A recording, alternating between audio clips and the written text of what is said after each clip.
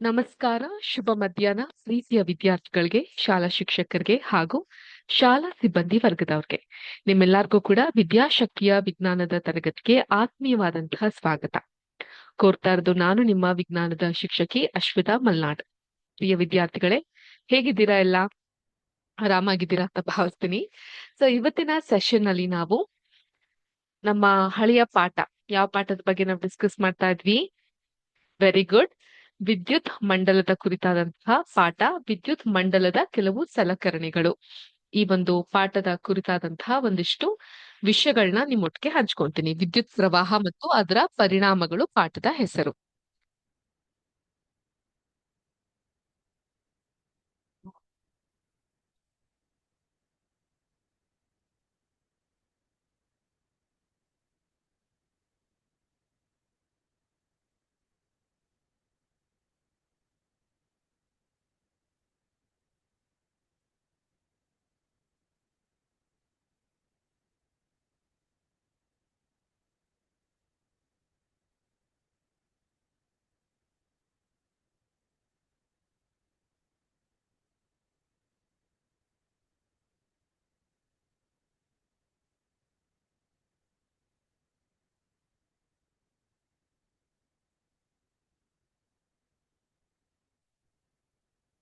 ಈ ಒಂದು ಪಾಠಕ್ಕೆ ಸಂಬಂಧಪಟ್ಟ ಹಾಗೆ ಮೊದಲು ಒಂದು ಉಕ್ತ ಲೇಖನ ಅಥವಾ ಡಿಕ್ಟೇಷನ್ ಅನ್ನ ನೋಡೋಣ. ಎಲ್ಲರೂ ನಿಮ್ಮ ನೋಟ್ಬುಕ್ ಅನ್ನ ತೆಗಿರಿ.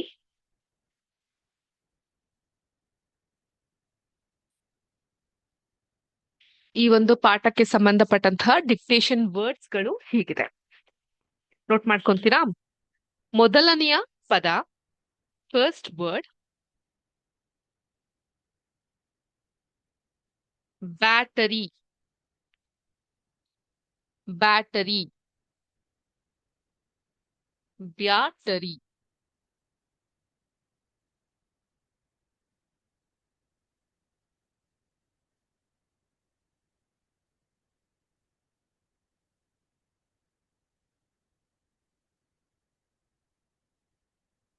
ಬ್ಯಾಟರಿ. ಎರಡನೆಯ ಪದ ಟ್ರಾನ್ಸ್ಫಾರ್ಮರ್. ಎರಡನೆಯ ಪದ ಟ್ರಾನ್ಸ್ಫಾರ್ಮರ್. ಟ್ರಾನ್ಸ್ಫಾರ್ಮರ್. ಮೂರನೇ ಪದ, ಎರಡನೆಯ ಪದ ಟ್ರಾನ್ಸ್ಫಾರ್ಮರ್, ನೋಟ್ ಮಾಡ್ಕೊಂಡಿದ್ದೀರಾ ಅನ್ಸುತ್ತೆ. ಮೂರನೆಯ ಪದ ಆಸಿಲೇಟರ್ ಸರ್ಕ್ಯೂಟ್. ಮೂರನೆಯ ಪದ ಆಸಿಲೇಟರ್ ಸರ್ಕ್ಯೂಟ್.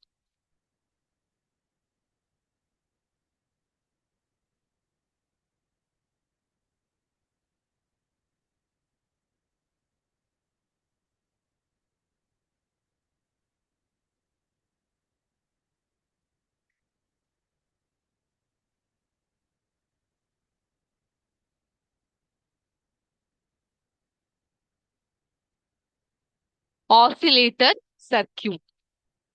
ನಾಲ್ಕನೆಯ ಪದ ಔಟ್ಪುಟ್ ಯೂನಿಟ್. ನಾಲ್ಕನೆಯ ಪದ ಔಟ್ಪುಟ್ ಯೂನಿಟ್.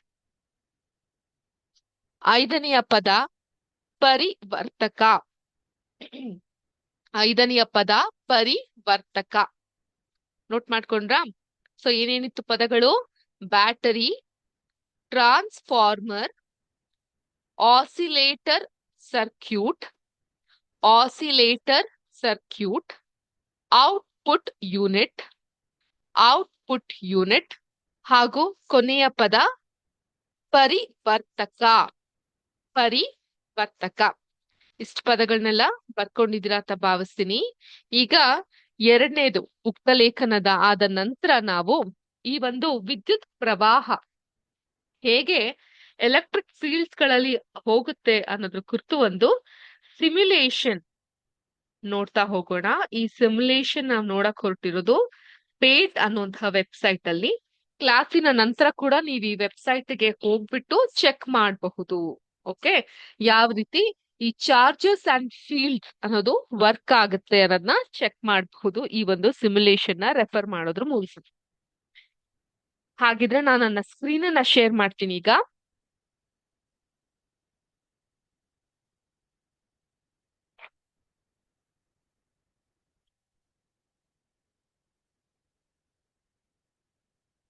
ಎಲ್ಲಾರ್ಗು ನನ್ನ ಸ್ಕ್ರೀನ್ ಕಾಣಿಸ್ತಾ ಇದೆ ಅಂತ ಭಾವಿಸ್ತೀನಿ. ಇಲ್ಲೊಂದು ಬ್ಲಾಕ್ ಆಗಿರುವಂತಹ ಸ್ಕ್ರೀನ್, ಕಪ್ಪನಾದಂತಹ ಸ್ಕ್ರೀನ್ ಅನ್ನ ನೀವು ಕಾಣಬಹುದು. ನಿಮ್ಮ ಸ್ಕ್ರೀನಿನ ಬಲಭಾಗಕ್ಕೆ ಎಲೆಕ್ಟ್ರಿಕ್ ಫೀಲ್ಡ್ ನೋಡ್ಬಹುದು. ಎಲೆಕ್ಟ್ರಿಕ್ ಫೀಲ್ಡ್ ಅಂದ್ರೆ ಏನು? ಎಲೆಕ್ಟ್ರಿಕ್ ಫೀಲ್ಡ್ ಅಂದ್ರೆ ಏನು? ನೋಟ್ ಮಾಡ್ಕೊಳ್ಳಿ ಇದನ್ನೆಲ್ಲ.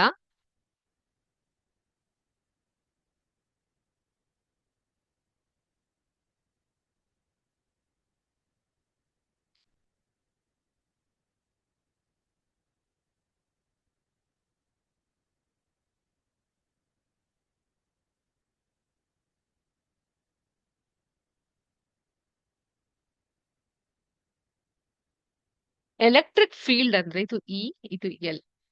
ಓಕೆ.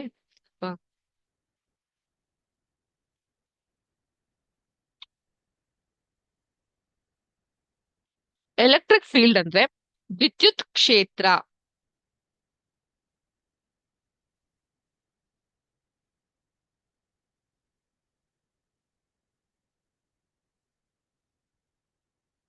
ವಿದ್ಯುತ್ ಕ್ಷೇತ್ರ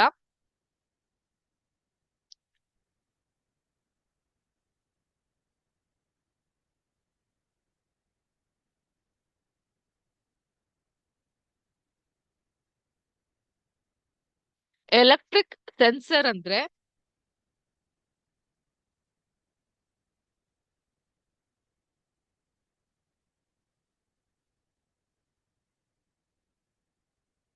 ವಿದ್ಯುತ್ ಸಂವೇದಕ. ನಮ್ಮ ಹತ್ರ ಪಾಸಿಟಿವ್ ಹಾಗೂ ನೆಗೆಟಿವ್ ಎಲೆಕ್ಟ್ರಿಕ್ ಫೀಲ್ಡ್ ಗಳಿರುತ್ತೆ. ಪಾಸಿಟಿವ್ ಅಂತ ಹೇಳಿದ್ರೆ ಧನಾತ್ಮಕ, ಮತ್ತು ನೆಗೆಟಿವ್ ಅಂತ ಹೇಳಿದ್ರೆ ಋಣಾತ್ಮಕ.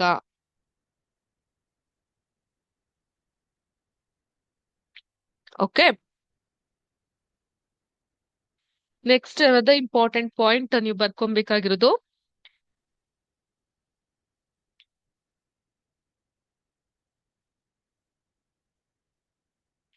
ಈಕ್ವಿ ಪೊಟೆನ್ಷಿಯಲ್ ಲೈನ್ಸ್. ಏನ್ ಹಂಗಂದ್ರೆ ಈಕ್ವಿ ಅಂದ್ರೆ ಸಮಾನ, ಪೊಟೆನ್ಷಿಯಲ್ ಸಂಭಾವ್ಯ,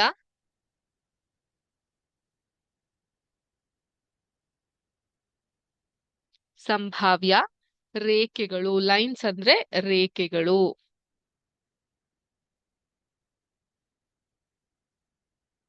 okay. Before you learning the simulation, please note down these important words. ಏನಿದು ಎಲೆಕ್ಟ್ರಿಕ್ ಫೀಲ್ಡ್ ಅಂದ್ರೆ ವಿದ್ಯುತ್ ಕ್ಷೇತ್ರ, ಎಲೆಕ್ಟ್ರಿಕ್ ಸೆನ್ಸರ್ ವಿದ್ಯುತ್ ಸಂವೇದಕ, ಪಾಸಿಟಿವ್ ಧನಾತ್ಮಕ, ನೆಗೆಟಿವ್ ಋಣಾತ್ಮಕ. ಪಾಸಿಟಿವ್ ಎಲೆಕ್ಟ್ರಿಕ್ ಫೀಲ್ಡ್ ಅಂದ್ರೆ ಧನಾತ್ಮಕ ವಿದ್ಯುತ್ ಕ್ಷೇತ್ರ, ನೆಗೆಟಿವ್ ಎಲೆಕ್ಟ್ರಿಕ್ ಫೀಲ್ಡ್ ಅಂದ್ರೆ ಋಣಾತ್ಮಕ ವಿದ್ಯುತ್ ಕ್ಷೇತ್ರ. ಈಕ್ವಿ ಪೊಟೆನ್ಷಿಯಲ್ ಲೈನ್ಸ್ ಸಮಾನ ಸಂಭಾವ್ಯ ರೇಖೆಗಳು. ಇದಿಷ್ಟು ನೋಟ್ ಮಾಡ್ಕೊಳ್ಳಿ. I give you 30 seconds time.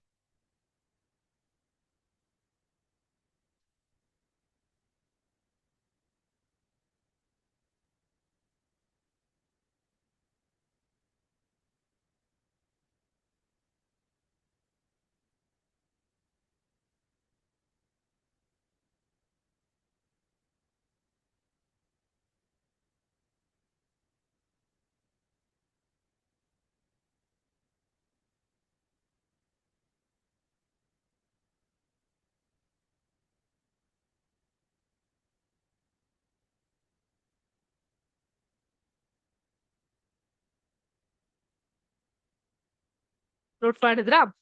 ಈಗ ನಾವು see this particular simulation. So just assume this is an electric field. ಇವೆಲ್ಲ ಕೂಡ ವಿದ್ಯುತ್ ಕ್ಷೇತ್ರ ಅಂತ ಊಹಿಸ್ಕೊಳ್ಳಿ. ಸೊ ಇದು ಎಲೆಕ್ಟ್ರಿಕ್ ಫೀಲ್ಡ್ ಆಗಿರುತ್ತೆ. ಸೊ ಇಲ್ಲಿ ಡೈರೆಕ್ಷನ್ಸ್ ಗಳಿರುತ್ತೆ, ವೋಲ್ಟೇಜ್ ನೋಡಬಹುದು, ವ್ಯಾಲ್ಯೂಸ್ ನೋಡಬಹುದು, ಗ್ರಿಡ್ ಅಂತ ಹಾಕಿದ್ರೆ ಈ ರೀತಿ ಲೈನ್ಸ್ ಗಳನ್ನ ನೀವು ಕಾಣ್ತಾ ಹೋಗಬಹುದು. ಈ ಪ್ಲಸ್ ಮಾರ್ಕ್ ಇರೋದು ಬಂದು positive charges, positive electric field ಅಂದ್ರೆ ಧನಾತ್ಮಕವಾದಂತಹ ವಿದ್ಯುತ್ ಕ್ಷೇತ್ರ. ಈ ನೆಗೆಟಿವ್ ಬಂದು ಋಣಾತ್ಮಕವಾದಂತಹ ವಿದ್ಯುತ್ ಕ್ಷೇತ್ರ. ಇದು ಬಂದು ಸೆನ್ಸಾರ್, ಸಂವೇದಕ. ಎಷ್ಟು ವಿದ್ಯುತ್ ಇದೆ ಅಂತ ಸಂವೇದಿಸುತ್ತೆ. ವೋಲ್ಟೇಜ್ ಮೂಲಕ ನಾವು ಕ್ಯಾಲ್ಕುಲೇಟ್ ಮಾಡಬಹುದು. ಇದು ಸ್ಕೇಲ್, ಮೆಷರಿಂಗ್ ಸ್ಕೇಲ್. ಈಗ ನಾನು ಈ ಪಾಸಿಟಿವ್ ಚಾರ್ಜಸ್ ನ ಈ ಪಾಯಿಂಟ್ಗೆ ನೋಡಿ, ಈ ಭಾಗಕ್ಕೆ ತಂದೆ ಅಂದಾಗ ನಿಮ್ಗೆ ಈ ರೀತಿಯಾದಂತಹ ಪಾಸಿಟಿವ್ ಚಾರ್ಜಸ್ ಗಳನ್ನ ಕಾಣ್ತಾ ಹೋಗಬಹುದು. ಇದು ಎಲೆಕ್ಟ್ರಿಕ್ ಫೀಲ್ಡ್ ಈ ಭಾಗದಿಂದ ಈ ರೀತಿಯಾಗಿ ಇರುತ್ತೆ. ಸೊ ನಾನು ಇದನ್ನ ಇಲ್ಲೂ ತಿರುಗಿಸಬಹುದು, ಹೀಗೂ ತಿರುಗಿಸಬಹುದು, ಹೀಗೂ ತಿರುಗಿಸಬಹುದು. ಸೊ ನಾನು ಎಲ್ಲೆಲ್ಲಿ ತಿರುಗಿಸ್ತೀನೋ ಈ ರೀತಿಯಾದಂತಹ ಒಂದು ವಿದ್ಯುತ್ ಕ್ಷೇತ್ರ, ಎಲೆಕ್ಟ್ರಿಕ್ ಫೀಲ್ಡ್ ಅನ್ನ ನೀವು ಕಾಣ್ತಾ ಹೋಗಬಹುದು. ಅದೇ ತರ ನೆಗೆಟಿವ್ ತಂದಾಗ, ನೆಗೆಟಿವ್ ಇಲ್ಲಿಟ್ಟಾಗ ಈ ತರ ಕೆಂಪು ಬಣ್ಣದ ಪಾಸಿಟಿವ್, ಈ ಕಡೆ ನೆಗೆಟಿವ್. ಸೊ ಇಲ್ಲಿ ನೀವು ಒಂದು ಎಲೆಕ್ಟ್ರಿಕ್ ಫೀಲ್ಡ್ ಆಗಿರೋದನ್ನ ಗಮನಿಸಬಹುದು. ಸೆನ್ಸರ್ನ ತಂದು ನಾನು ಇಲ್ಲಿಟ್ಟಾಗ ಈ ಭಾಗದಲ್ಲಿ ಇರುವಂತಹ ಒಂದು ಎಲೆಕ್ಟ್ರಿಕ್ ಚಾರ್ಜಸ್ ನ ನೀವು ಗುರುತಿಸ್ತಾ ಹೋಗಬಹುದು. ಈ ತರನಾಗಿರುತ್ತೆ.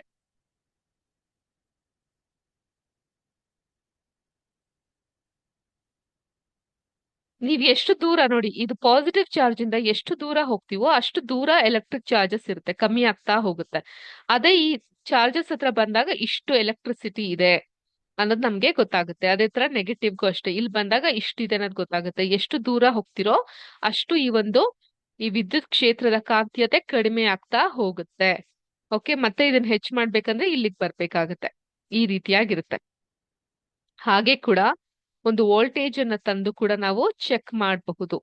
ಈ ಒಂದು ವಿದ್ಯುತ್ ಕ್ಷೇತ್ರದಲ್ಲಿ ಎಷ್ಟು ಈಕ್ವಿಪೊಟೆನ್ಶಿಯಲ್ ಅಂತ ಹೇಳಿದ್ರೆ ನಾನು ಏನ್ ಹೇಳಿದ್ದೆ?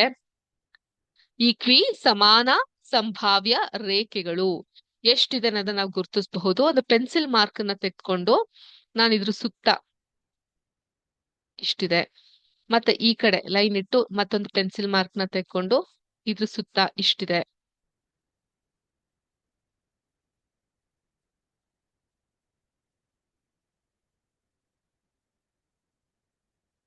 ಇಷ್ಟಿದೆ.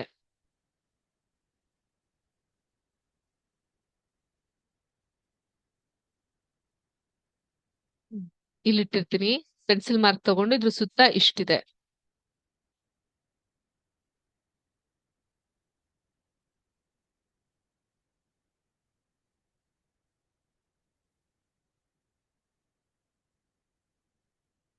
ಸೊ ಈ ರೀತಿಯಾಗಿ ನೀವು ಎಲೆಕ್ಟ್ರಿಕ್ ಚಾರ್ಜಸ್ ಗಳು ಎಷ್ಟಿರುತ್ತೆ ಅನ್ನೋದನ್ನ ನೀವು ಮೆಷರ್ ಮಾಡ್ಕೊಂತ ಬರಬಹುದು. ಇಲ್ಲಿ 17.9 ವೋಲ್ಟೇಜ್ ಎಷ್ಟಿದೆ, ಇಲ್ಲಿ 5.9 ಇದೆ, ಇಲ್ಲಿ 12.8 ಇದೆ, ಇಲ್ಲಿ 9.2 ಇದೆ. ಏನ್ ಅರ್ಥ ಆಗ್ತಾ ಹೋಗುತ್ತೆ?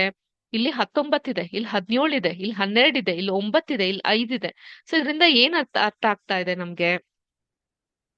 ಎಲೆಕ್ಟ್ರಿಕ್ ಫೀಲ್ಡ್ ಅನ್ನೋದು ಒಂದು ಈ ಭಾಗದಲ್ಲಿ ಇತ್ತು ಅಂದ್ರೆ ಇದ್ರ ಸುತ್ತ ಇರೋದಲ್ಲಿ ಹೈಯೆಸ್ಟ್ ಇರುತ್ತೆ. ಇದ್ರ ಸುತ್ತ ಇರುವಂತಹ ಫೀಲ್ಡ್ ಇದಕ್ ಕಂಪೇರ್ ಮಾಡಿದ್ರೆ ಸ್ವಲ್ಪ ಕೆಳಮಟ್ಟಕ್ಕೆ ಬರುತ್ತೆ. ಇದ್ರ ಸುತ್ತ ಇರುವಂತಹ ಫೀಲ್ಡ್ ಇದಕ್ ಕಂಪೇರ್ ಮಾಡಿದ್ರೆ ಇನ್ನೂ ಕೆಳಮಟ್ಟಕ್ಕೆ ಬರುತ್ತೆ. ಸೊ ಇಲ್ಲಿ ಏನಿದೆ, ಇಲ್ಲಿ ಮಾರ್ಕ್ಸ್ ಗಳು 19, 11, 8, 6, 3 ಇದು ಡೆಮಿನಿಷಿಂಗ್ ಆಗ್ತಾ ಹೋಗ್ತಾ ಇದೆ, ಅಂದ್ರೆ ಇಳಿಕೆ ಆಗ್ತಾ ಹೋಗ್ತಾ ಇದೆ. ಅದನ್ನು ಕೂಡ ನಾವು ಈ ಸಿಮ್ಯುಲೇಷನ್ ಅಲ್ಲಿ ಸೂಕ್ಷ್ಮವಾಗಿ ಗಮನಿಸಬಹುದು. ಅರ್ಥ ಆಗ್ತಾ ಇದೆಯಾ? ಈ ತರ ಪೆನ್ಸಿಲ್ ಮಾರ್ಕಲ್ಲಿ 19 ಪಾಯಿಂಟ್ ಏನೋ ಇಲ್ಲಿ ವೋಲ್ಟೇಜ್ ಇದೆ, 17.9 ಇದೆ ಎರಡನೇದು, ಮೂರನೇದು 12.8 ಇದೆ, ನಾಲ್ಕನೇದು 9.2 ಇದೆ, ಇಲ್ಲಿ 5.1 ಇದು ಡಿಮಿನಿಷ್ ಆಗ್ತಾ ಹೋಗ್ತಾ ಇರುತ್ತೆ. ಒಂದು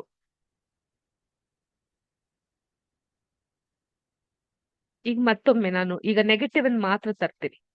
ಸೊ ಈ ರೀತಿಯಾಗಿರುತ್ತೆ. ಈಗ ವೋಲ್ಟೇಜ್ ನಾನು ತಂದು ಇಲ್ಲಿಟ್ಟು ಸರ್ಕಲ್ ಹಾಕ್ದಾಗ, ಇಲ್ಲಿ ಒಂದ್ ಸರ್ಕಲ್ ಹಾಕ್ದಾಗ, ಇಲ್ಲಿ ಒಂದ್ ಸರ್ಕಲ್ ಹಾಕ್ದಾಗ, ಇಲ್ಲಿ ಒಂದು ಸರ್ಕಲ್ ಹಾಕ್ದಾಗ ಈಗ ನಿಮ್ಗೆ ಕ್ಲಿಯರ್ ಆಗಿ ಗೊತ್ತಾಗಬಹುದು ವೋಲ್ಟೇಜ್ ಯಾವ ರೀತಿ ಇದೆ. ನೆಗೆಟಿವ್ ಅಲ್ವಾ ಇದು, ಋಣಾತ್ಮಕ. ಸೊ ಮೈನಸ್ ಲೆವೆಲ್ ಇರುತ್ತೆ, -13.2 ವೋಲ್ಟೇಜ್, 7.7 ವೋಲ್ಟೇಜ್, 5, 3.6 ಈ ರೀತಿಯಾಗಿ ಅದು ಪಾಸ್ ಆನ್ ಆಗ್ತಾ ಇದೆ ವೋಲ್ಟೇಜ್ ನ. ಅದನ್ನೇ ನೀವು ಇಲ್ಲಿ ಸೆನ್ಸರ್ ಮೂಲಕನೂ ನೋಡಬಹುದು, ಹೆಚ್ಚು ಕಮ್ಮಿ ಇರುತ್ತೆ. ಸೊ ಈ ಭಾಗದಲ್ಲಿ ಹೆಚ್ಚಿನ ವೋಲ್ಟೇಜ್ ಅನ್ನ ನೀವು ಗಮನಿಸಬಹುದು. ಅದೇ ಸೆನ್ಸರ್ ನಾನು ಇನ್ನೊಂದ್ ಸ್ವಲ್ಪ ದೂರ ತಂದಾಗ, ಈ ಕಡೆ ತಂದಾಗ ಆ ಸೆನ್ಸರ್ ಅನ್ನೋದು ಬಹಳ ಕ್ಷೀಣಿಸ್ತಾ ಇದೆ. ಇಲ್ಲಿ ತಂದಾಗ ಇನ್ನೂ ಕ್ಷೀಣಿಸ್ತಾ ಇದೆ, ಇಲ್ಲಿ ಹತ್ರ ತಂದಾಗ ಮತ್ತಷ್ಟು ದೊಡ್ಡದಾಗ್ತಾ ಇದೆ. ಈ ರೀತಿಯಾದಂತಹ ವ್ಯತ್ಯಾಸಗಳನ್ನ ನೋಡಬಹುದು. ಮತ್ತೆ ಇದನ್ನೇ ನಾನು ಪಾಸಿಟಿವ್ ಅಲ್ಲಿ ಟ್ರೈ ಮಾಡ್ತೀನಿ ಅಂತ ನೋಡೋದಾದ್ರೂ ಕೂಡ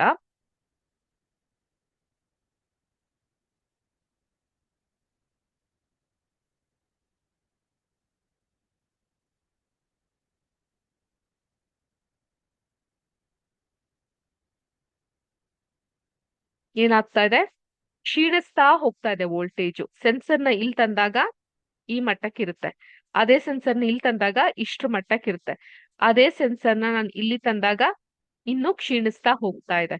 ಸೊ ಇಲ್ಲಿ 2.07 ಇರುತ್ತೆ, ನಾನು ಅದೇ ಸೆನ್ಸರ್ನ ಇಲ್ಲಿ ಇನ್ನೊಂದ್ ಸ್ವಲ್ಪ ತಂದಾಗ ಎಷ್ಟಿದೆ, 4.44. ಇದೆಷ್ಟಿದೆ, 4.4. Isn't it matching? ಇಲ್ಲಿ ಮ್ಯಾಚ್ ಆಗ್ತಾ ಇದೆ ಅಲ್ವಾ? ಸೊ ಈ ರೀತಿಯಾಗಿ ನಾವು ಎಲೆಕ್ಟ್ರಿಕ್ ಫೀಲ್ಡ್ ಅನ್ನ ಕಂಡುಹಿಡಿಲಿಕ್ಕೆ ಸಾಧ್ಯ ಆಗ್ತಾ ಹೋಗುತ್ತೆ. ವಿದ್ಯುತ್ ಕ್ಷೇತ್ರ ಯಾವ ರೀತಿ ಇರುತ್ತೆ, ಅದರಲ್ಲಿ ಸಂವೇದಕ ಮೂಲಕ ಯಾವ ರೀತಿ ಕಂಡುಹಿಡಿಬಹುದು, ಧನಾತ್ಮಕವಾದಂತಹ ವಿದ್ಯುತ್ ಕ್ಷೇತ್ರ ಯಾವ ರೀತಿ ಇರುತ್ತೆ, ಋಣಾತ್ಮಕವಾದಂತಹ ವಿದ್ಯುತ್ ಕ್ಷೇತ್ರ ಯಾವ ರೀತಿ ಇರುತ್ತೆ, ಮತ್ತೆ ಸಾಮಾನ್ಯ ಸಂಭಾವ್ಯ ರೇಖೆಗಳು, ಈಕ್ವಿ ಪೊಟೆನ್ಶಿಯಲ್ ಲೈನ್ಸ್ ಗಳನ್ನ ನಾವು ಡ್ರಾ ಮಾಡ್ಕೊಂಡು ಎಷ್ಟು ವೋಲ್ಟೇಜ್ ಗಳಿದೆ, ಅದು ಎಷ್ಟು ಕ್ಷೀಣಿಸ್ತಾ ಇದೆ ಅನ್ನೋದನ್ನ ಗಮನಿಸ್ಲಿಕ್ಕೆ ಈ ಒಂದು ಪರ್ಟಿಕ್ಯುಲರ್ ಸಿಮ್ಯುಲೇಷನ್ ನಮ್ಗೆ ಸಹಾಯಕವಾಗುತ್ತೆ. ಸೊ ಇಲ್ಲಿವರೆಗೂ ಎಲ್ಲರಿಗೂ ಅರ್ಥ ಆಯ್ತಾ? Did all of you understand till here? ಈಗ ನಾವು ಈ ವಿದ್ಯುತ್ ಪ್ರವಾಹ, ಫಾರ್ ಎಕ್ಸಾಂಪಲ್ ಈಗ ನೋಡಿ, ಹ್ಯಾವ್ ವಾಟ್, ಏನಿದು ಇವಾಗ ನೋಡಿ, ಏನಿದು ಬ್ಯಾಟರಿ, ಫೋನ್ ಬ್ಯಾಟರಿ ಅಲ್ವಾ? ಸೊ ಈ ರೀತಿಯಾಗಿ ಇರುತ್ತೆ ಫೋನ್ ಬ್ಯಾಟರಿ. ಹೀಗೆ ನಮ್ಮ ಮನೇಲಿ ಎಷ್ಟೊಂದು ವಿದ್ಯುತ್ ಉಪಕರಣಗಳಿರುತ್ತೆ. ಫಾರ್ ಎಕ್ಸಾಂಪಲ್ ಫೋನ್ ಬ್ಯಾಟರಿ ಆಗಿರಬಹುದು, ಐರನ್ ಬಾಕ್ಸ್ ಆಗಿರಬಹುದು, ಇನ್ವರ್ಟರ್, AC, ಮಿಕ್ಸಿ, ಇವೆಲ್ಲ ಕೂಡ ಇಂಡಕ್ಷನ್ ಸ್ಟವ್, ಇವೆಲ್ಲ ಕೂಡ ವಿದ್ಯುತ್ ಉಪಕರಣಗಳಲ್ವಾ? ಈ ವಿದ್ಯುತ್ ಉಪಕರಣಗಳ ಒಳಗಡೆ ಹೇಗಿರುತ್ತೆ ಅದನ್ನ ನಾವು ಈ ಒಂದು ಶೀಟ್ ಅನ್ನ ರೆಫರ್ ಮಾಡೋದ್ರ ಮೂಲಕ ಅರ್ಥೈಸ್ಕೊಳ್ತಾ ಹೋಗೋಣ. ವಿದ್ಯುತ್ ಮಂಡಲದ ಕೆಲವು ಸಲಕರಣೆಗಳು ಮತ್ತು ಅದರ ಪ್ರಮುಖ ಸಂಕೇತಗಳು ಎಲ್ಲರಿಗೂ ಕಾಣಿಸ್ತಾ ಇದೆಯಾ? Can all of U see this? ಏನಿದೆ ಇದ್ರಲ್ಲಿ, ನಾವೇನ್ ಅರ್ಥ ಮಾಡ್ಕೊಂತಾ ಇರ್ತೀವಿ? ಮುಖ್ಯವಾದಂತಹ ಸಾಧನಗಳು ಯಾವ್ಯಾವ್ದು, ಅದರ ಸಂಕೇತ ಮತ್ತೆ ಅದರ ಕಾರ್ಯ, ಫಂಕ್ಷನ್ ಯಾವ ರೀತಿ. ಮೊದಲನೇದಾಗಿ ಸೆಲ್. ಸೆಲ್ ಅಂದ್ರೆ ಏನು, ಜೀವಕೋಶನಾ? ಇಲ್ಲ, we are talking here about battery cell. Have you seen the battery? ಈ ರೀತಿ ಪ್ಲಸ್ ಅಂಡ್ ಮೈನಸ್ ಮಾರ್ಕ್ ಇರುತ್ತಲ್ವಾ? ಒಂದು ಉದ್ದ ಗೀರು, ಮತ್ತೊಂದು ಉದ್ದ ಚಿಕ್ಕ ಗೀರು. ಸೊ ಪ್ಲಸ್ ಮಾರ್ಕ್ ಇದು ವಿದ್ಯುತ್ ಶಕ್ತಿ ನಮ್ಗೆ ನೀಡ್ತಾ ಹೋಗುತ್ತೆ. ಸೊ ಯಾವುದೇ ಒಂದು ರಿಮೋಟ್ ವರ್ಕ್ ಆಗ್ಬೇಕಂದ್ರು ಅಥವಾ ಮತ್ತೊಂದು ಕೆಲಸ ಆಗ್ಬೇಕಂದ್ರು ನಾವು ಬ್ಯಾಟರಿ ಯೂಸ್ ಮಾಡ್ತೀವಲ್ವಾ, ಆ ಕಾರಣಕ್ಕೆ. ನೆಕ್ಸ್ಟ್ ಇದು ಬ್ಯಾಟರಿ. ಸೊ ಈ ಬ್ಯಾಟ್ರಿಲಿ ಹಲವಾರು ರೀತಿ ಇರುತ್ತೆ. ಈ ತರ ಬ್ಯಾಟ್ರಿ ಇರುತ್ತೆ, ಇಲ್ಲೊಂದು ಚಿಕ್ಕ ಟ್ಯಾಬ್ಲೆಟ್ ತರ ಇರುವಂತಹ ಬ್ಯಾಟ್ರಿ ಇರುತ್ತೆ. ಸೊ ಇದ್ರದ್ದು ಏನ್ ಮಾಡುತ್ತೆ, ಹಲವಾರು ಸೆಲ್ಗಳು ಸೇರಿರುತ್ತೆ. ಓಕೆ, ಹಲವಾರು ಸೆಲ್ ಸಂಕೇತಗಳು ಸೇರಿ ಹೆಚ್ಚು ವಿದ್ಯುತ್ ಅನ್ನೋದು ಉತ್ಪಾದನೆ ಈ ಒಂದು ಬ್ಯಾಟರಿಯ ಮೂಲಕ ಆಗ್ತಾ ಇರುತ್ತೆ. ಓಕೆ, ಅರ್ಥ ಆಗ್ತಾ ಇದೆಯಾ? ಹೆಚ್ಚು ವಿದ್ಯುತ್ ಈ ಬ್ಯಾಟ್ರಿ ಸೆಲ್ ಅನ್ನೋದು ಈ ರೀತಿಯಾಗಿರುತ್ತೆ. ನಾನು ತೋರಿಸ್ತೀನಿ ರೀ.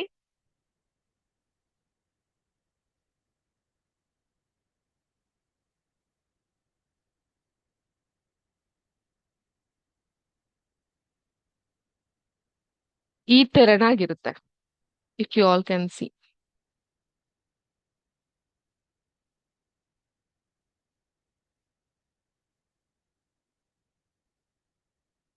ಇದನ್ನ ಬ್ಯಾಟರಿ ಸೆಲ್ಗಳು ಅಂತ ಇರುತ್ತೆ. ಈಗ ಒಂದು ಬ್ಯಾಟ್ರಿಗೆ ಇದನ್ನ ಸೆಲ್ ಮೂಲಕ ಸ್ಮಾಲ್ ಶೆಲ್ಸ್ ಅಂತ ನಾವ್ ಹೇಳ್ತೀವಲ್ವಾ, ಈ ತರ ಇರುತ್ತೆ ಬ್ಯಾಟ್ರಿ ಸೆಲ್ಸ್. ಇದ್ರಲ್ಲಿ ಇನ್ನೂ ತುಂಬಾ ಚಿಕ್ಕದಾಗಿ ಬರುತ್ತೆ. ಈ ಗಡಿಯಾರ ಕಲ್ಗಳಿಗೆಲ್ಲ ಹಾಕ್ತಿವಿ, ವಾಚ್ ಶೆಲ್ಸ್ ಗಳೆಲ್ಲ ಬರುತ್ತೆ ಫಿಕ್ನು. ಆಯ್ತಾ, ಅದ್ರಲ್ಲೂ ಕೂಡ ನಾವು ಬಳಸ್ತಾ ಹೋಗ್ತೀವಿ. ನೆಕ್ಸ್ಟ್ ಸ್ವಿಚ್ ಈ ರೀತಿಯಾಗಿರುತ್ತೆ. ಸ್ವಿಚ್ ಇದು ತೆರೆದೆ ಅಥವಾ ಮುಚ್ಚಿದ ಗೀರನ್ನ ಹೊಂದಿರುತ್ತೆ. ಓಪನ್ ಅಂಡ್ ಕ್ಲೋಸ್ ಮಾಡಬಹುದು, ಅಂದ್ರೆ ಆನ್ ಅಂಡ್ ಆಫ್ ಮಾಡಬಹುದು.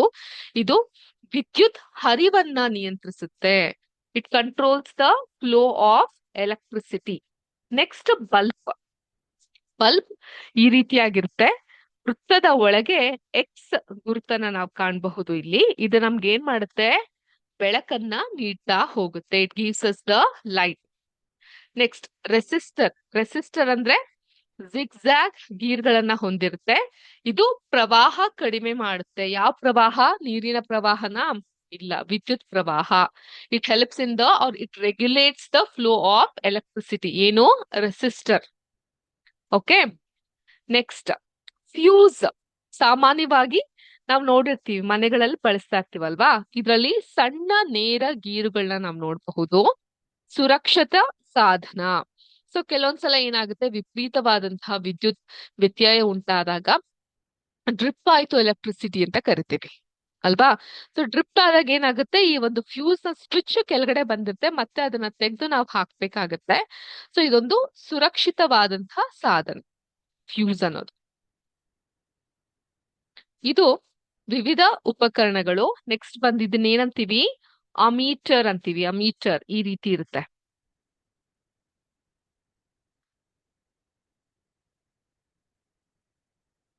ಇಲ್ಲಿ ಏನಾಗಿರುತ್ತೆ, ವೃತ್ತದ ಒಳಗೆ ಎ ಆಕಾರವನ್ನ ನಾವು ನೋಡಬಹುದು.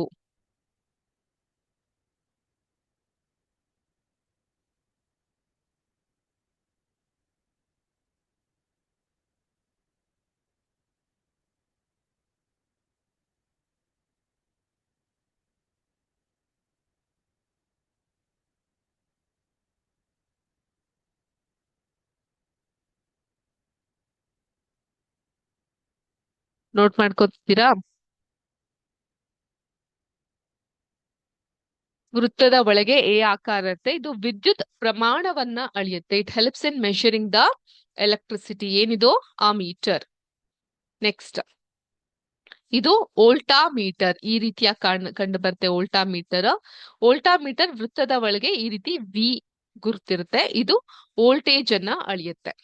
ಸೊ ಇದು ವಿವಿಧವಾದಂತಹ ಸಾಮಗ್ರಿಗಳು ಮತ್ತೆ ಅದರ ಒಂದು ಕಾರ್ಯಗಳು, ಫಂಕ್ಷನ್ಸ್ ಗಳನ್ನ ನಾವು ನೋಡ್ತಾ ಇದ್ವಿ. ವಿವಿಧ ವಿದ್ಯುತ್ ಸಾಧನಗಳು ಏನೇನ್ ನೋಡಿದ್ವಿ ನಾವು? Cell, battery, switch, bulb, resistor, fuse, ammeter, voltmeter. ಈಗ ಒಂದೊಂದನ್ನೇ ಅರ್ಥ ಮಾಡ್ಕೊಂತಾ ಹೋಗೋಣ. ಈ ಫ್ಯೂಸ್ ನ ಒಳಗಿನ ರಚನೆ ಹೇಗಿರುತ್ತೆ ನೋಡಿದ್ರ? ಫ್ಯೂಸ್ ನ ಎಲ್ಲಾರ ಮನೆಗಳಲ್ಲೂ ಫ್ಯೂಸ್ ಇರುತ್ತೆ. ಈಗ ಕರೆಂಟ್ ಬಿಲ್ ಏನಾದ್ರು ಕಟ್ಟಿಲ್ಲ ಅಂದ್ರೆ ಏನ್ ಮಾಡ್ತಾರೆ, ಫ್ಯೂಸ್ ನ ಕಿತ್ತಿಟ್ಬಿಟ್ಟು ಹೋಗ್ತಾರೆ ಅಲ್ವಾ. ಸೊ ಫ್ಯೂಸ್ ಇಲ್ಲ ಅಂದ್ರೆ ಎಲೆಕ್ಟ್ರಿಕ್ ಸಪ್ಲೈ ಅನ್ನೋದು ಆಗೋದಿಲ್ಲ. ಸೊ ಫ್ಯೂಸ್ ಅಂದ್ರೆ ಏನು? It is a safety device. ಇದೊಂದು ಸುರಕ್ಷತಾ ಸಾಧನ. ಹೆಚ್ಚು ವಿದ್ಯುತ್ ಹರಿದ್ರೆ ಅದು ಕರಗಿ ವಿದ್ಯುತ್ ಸಂಪರ್ಕವನ್ನ ಕಡಿತಗೊಳಿಸುತ್ತೆ. ಸೊ ಅದರಿಂದ ವಿದ್ಯುತ್ ಹರಿವನ್ನ ಇದು ಕಂಟ್ರೋಲ್ ಮಾಡುತ್ತೆ. ಇದೊಂದು ಸುರಕ್ಷತಾ ಸಾಧನ. ಇದರ ಒಳಗಿನ ಭಾಗಗಳು ಈ ರೀತಿ ಗಾಜಿನ ಅಥವಾ ಸೆರಮಿಕ್ ಕೊಳವೆಗಳನ್ನ ಹೊಂದಿರುತ್ತೆ. ಈ ತರ ನೀವು ಕೊಳವೆಗಳನ್ನ ನೋಡಬಹುದು. ಒಳಗೆ ತೆಳುವಾದ ಲೋಹದ ತಂತಿ, ಲೆಡ್ ಅಂಡ್ ಟಿನ್ ಮಿಶ್ರ ಲೋಹಗಳನ್ನ ನಾವು ನೋಡಬಹುದು.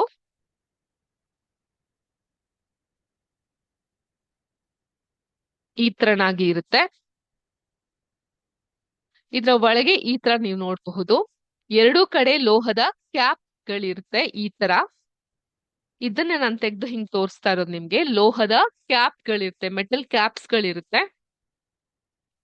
ಸೊ ಇದ್ರ ಫಂಕ್ಷನ್ ಏನು? ಹೆಚ್ಚು ಪ್ರವಾಹ. ಏನ್ ಪ್ರವಾಹ? ವಿದ್ಯುತ್ ಪ್ರವಾಹ. When there is more flow of electricity, ಇದ್ರ ಒಳಗಡೆ ಇರುವಂತಹ ತಂತಿ ಏನಿದೆಯಲ್ಲ, ಸೊ ಆ ತಂತಿ ಬಿಸಿ ಆಗುತ್ತೆ.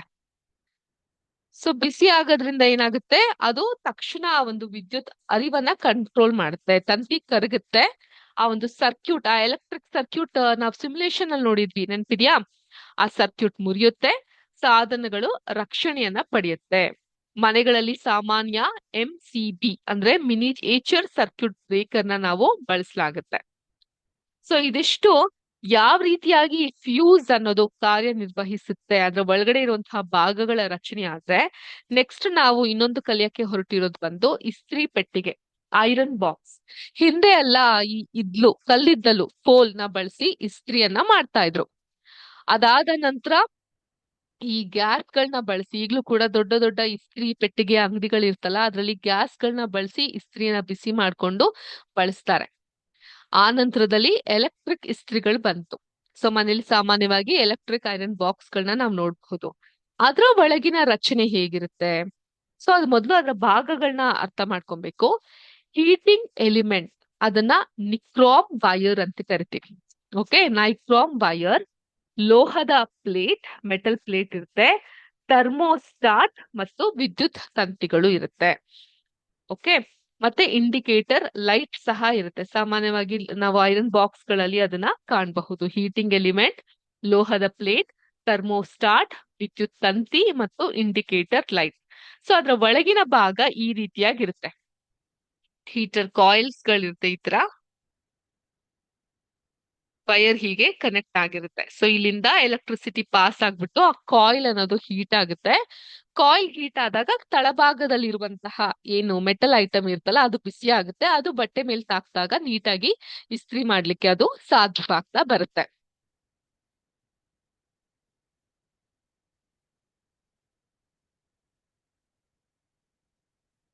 ಈ ವಿದ್ಯುತ್ ಹರಿದಾಗ ಈ ಹೀಟರ್ ಕಾಯಿಲ್ ಏನಿದೆ ಅದ್ರ ಹೀಟಿಂಗ್ ಎಲಿಮೆಂಟ್ ಬಿಸಿ ಆಗುತ್ತೆ. ಪ್ಲೇಟ್ ಬಿಸಿಯಾಗಿ ಬಟ್ಟೆ ಇಸ್ತ್ರಿ ಮಾಡ್ಲಿಕ್ಕೆ ಸಹಾಯ ಆಗುತ್ತೆ. ಥರ್ಮೋಸ್ಟಾಟ್ ತಾಪಮಾನವನ್ನ ನಿಯಂತ್ರಣದಲ್ಲಿ ಇಡುತ್ತೆ. ಸೊ ದಿಸ್ ಥರ್ಮೋಸ್ಟಾಟ್ ಏನಿರುತ್ತೆ ಅದು ಆ ತಾಪಮಾನವನ್ನ ನಿಯಂತ್ರಣದಲ್ಲಿ ಕಂಟ್ರೋಲರ್ ಇರ್ಲಿಕ್ಕೆ ಹೆಲ್ಪ್ ಆಗುತ್ತೆ. ಸೊ ಎಷ್ಟೋ ಸಲ ಏನಾಗುತ್ತೆ ಅದಕ್ಕೋಸ್ಕರನೇ ಈ ಹೀಟ್ ಜಾಸ್ತಿ ಆದಾಗ ತಂತಾನೆಗೆ ಆ ಲೈಟ್ ಸ್ವಿಚ್ ಆಫ್ ಆಗುತ್ತೆ. That is because of the thermostat. Next ಬಂದು ಇನ್ವರ್ಟರ್. ಸೊ ಇನ್ವರ್ಟರ್ ನ ಒಳಗಿನ ರಚನೆ ಇದು ವಿದ್ಯುತ್ ಅನ್ನು ಡಿಸಿ ವಿದ್ಯುತ್ ಅನ್ನ ಎಸಿ ವಿದ್ಯುತ್ ಆಗಿ ಪರಿವರ್ತಿಸುತ್ತೆ. ಓಕೆ, ಸೊ ಈ ಡಿಸಿ ವಿದ್ಯುತ್ ಬ್ಯಾಟರಿ ಏನಿರುತ್ತೆ ಅದನ್ನ ಎಸಿ ವಿದ್ಯುತ್ ಆಗಿ ಅದು ಪರಿವರ್ತಿಸುತ್ತೆ. ಸೊ ಇದರ ಮುಖ್ಯ ಭಾಗಗಳು battery, transformer, oscillator circuit, control circuit, output unit ಈ ರೀತಿಯಾಗಿರುತ್ತೆ.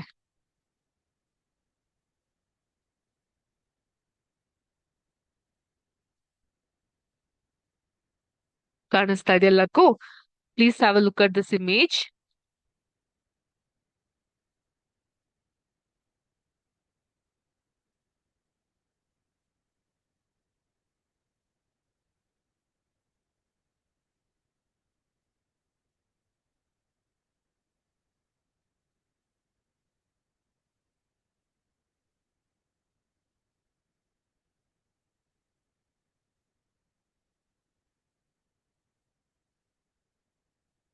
ನೋಡಿದ್ರಲ್ಲ?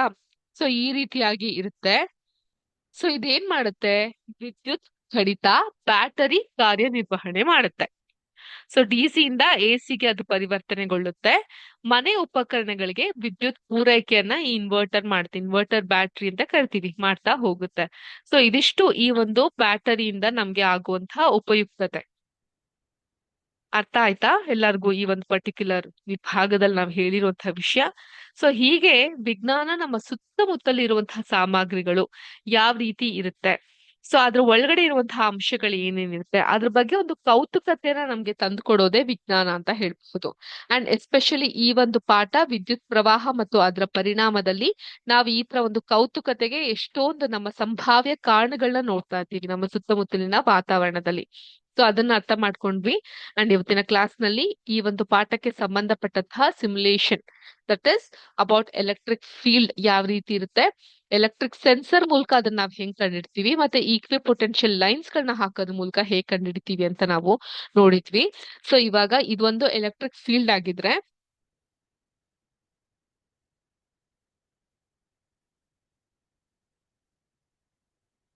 ಎಲ್ಲೇ ವಿದ್ಯುತ್ ಹರಿತಾ ಇದ್ರು ಆ ಕ್ಷೇತ್ರವನ್ನ ವಿದ್ಯುತ್ ಕ್ಷೇತ್ರ ಅಥವಾ ಎಲೆಕ್ಟ್ರಿಕ್ ಫೀಲ್ಡ್ ಅಂತ ಕರಿತೀವಿ.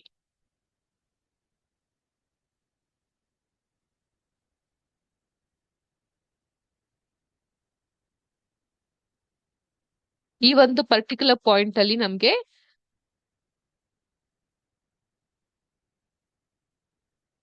ಪಾಸಿಟಿವ್ ಆಗಿರುವಂತಹ ಎಲೆಕ್ಟ್ರಿಕ್ ಫೀಲ್ಡ್ ಇದೆ ಅಂತ ಹೇಳಿದಾಗ, ಸೊ ಇದಿಷ್ಟು ಭಾಗ ಒಂದು ವೋಲ್ಟೇಜ್ ಅನ್ನ ಹೊಂದಿರುತ್ತೆ. ಫಾರ್ ಎಕ್ಸಾಂಪಲ್ 7 ವೋಲ್ಟೇಜ್ ಅನ್ನ ಹೊಂದಿರುತ್ತೆ. ನೆಕ್ಸ್ಟ್ ಇದ್ರ ಸುತ್ತಲಿನ ಭಾಗ 4 ವೋಲ್ಟೇಜ್ ಅನ್ನ ಹೊಂದಿರುತ್ತೆ. ಅದ್ರ ನೆಕ್ಸ್ಟ್ ಭಾಗ ಏನಿದೆ ಅದು 1 ವೋಲ್ಟೇಜ್. ಅಂದ್ರೆ ಈ ವೋಲ್ಟೇಜ್ ಅನ್ನೋದು ಡಿಮಿನಿಷ್ ಆಗ್ತಾ ಹೋಗ್ತಾ ಇರುತ್ತೆ, ಒಂದಕ್ಕಿಂತ ಒಂದು ಕಡಿತಗೊಳ್ತಾ ಹೋಗುತ್ತೆ ಅನ್ನೋದನ್ನ ಕೂಡ ನಾವು ಇವತ್ತಿನ ಈ ಪಾಠ ವಿದ್ಯುತ್ ಪ್ರವಾಹ ಮತ್ತು ಅದರ ಪರಿಣಾಮದಲ್ಲಿ ಕಲಿಯುವಂತಹ ಪ್ರಯತ್ನ ಮಾಡಿದ್ವಿ. ಇದು ನಿಮ್ಮೆಲ್ಲರಿಗೂ ಅರ್ಥ ಆಗಿದೆ, ಇಷ್ಟ ಆಗಿದೆ ಅಂತ ಭಾವಿಸ್ತೀನಿ. ಮತ್ತೆ ಸಿಗೋಣ ಅಂತ ಹೇಳ್ತಾ ಅಲ್ಲಿವರೆಗೂ ಎಲ್ಲರಿಗೂ ಶುಭ ಮಧ್ಯಾಹ್ನ. ಜೈ ಹಿಂದ್, ಜೈ ಕರ್ನಾಟಕ ಮಾತೆ, ಜೈ ವಿದ್ಯಾಶಕ್ತಿ. ನಮಸ್ಕಾರ.